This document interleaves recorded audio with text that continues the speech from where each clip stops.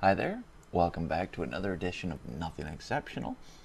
This review is of Batman Forever, starring Val Kilmer, Nicole Kidman, Jim Carrey, and Tommy Lee Jones. I know it.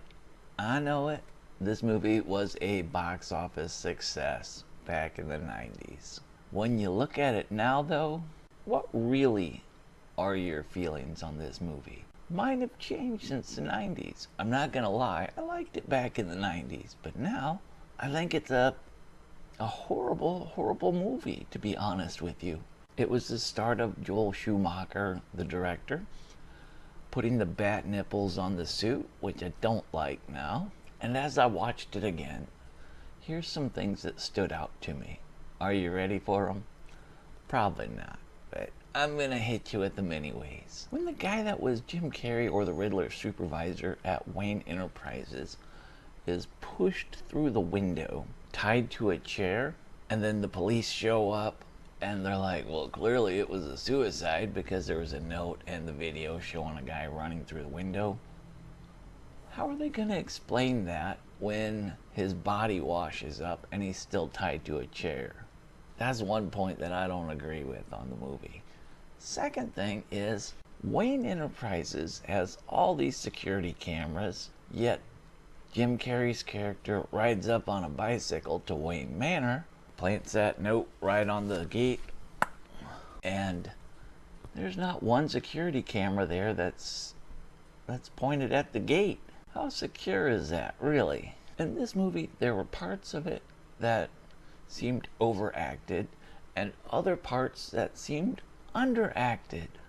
Two-Face is made more into a Joker-like character with a gimmick with the coin flip. He should have been a twisted, demented killer who is psychologically scarred, full of internal conflict and confusion. Thank God they redid that character. Here's another thing that bothers me about this movie. And I'm going to touch on the circus quite a bit. When Two-Face knows that one of those pasty-faced millionaires in the audience is Batman, why doesn't he just flip the coin to kill everyone? Like right there, he's got guys with guns, you know? Secondly, when Bruce Wayne yells out, "I'm Batman!" nobody, I get it, there's background noise, but nobody, not even Nicole Kidman or the people behind him or the people in front of him or the people on the other side of him heard him yell out, "I'm Batman." Someone would have heard it and been like, who said that? Let's see, there's a chick here, and an old guy here, and Bruce Wayne. Also in the circus, if you read the comic books, Two-Face isn't the guy that killed Robin's parents, or they didn't die trying to stop a bomb. In the comic books, it was Tony Zuko who was trying to extort money from the circus that killed his family. Look it up. There's more.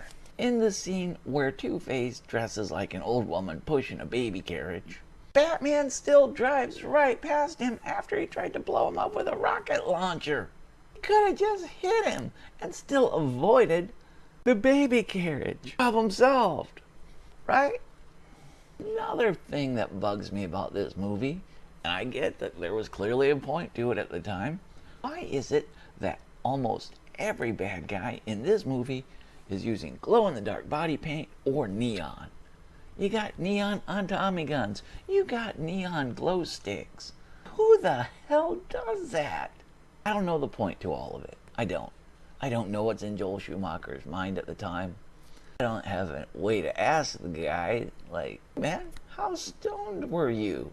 Maybe there was a good reason for it. Maybe he was trying to be super colorful and campy, and now it just looks cheesy and like garbage to me. Because it's not realistic. It's not even dark and gritty. It's just stupid. And I hate to be completely negative about this movie. I really do. Because clearly there was something at the time that jumped out at me that I was like, oh, pretty good movie.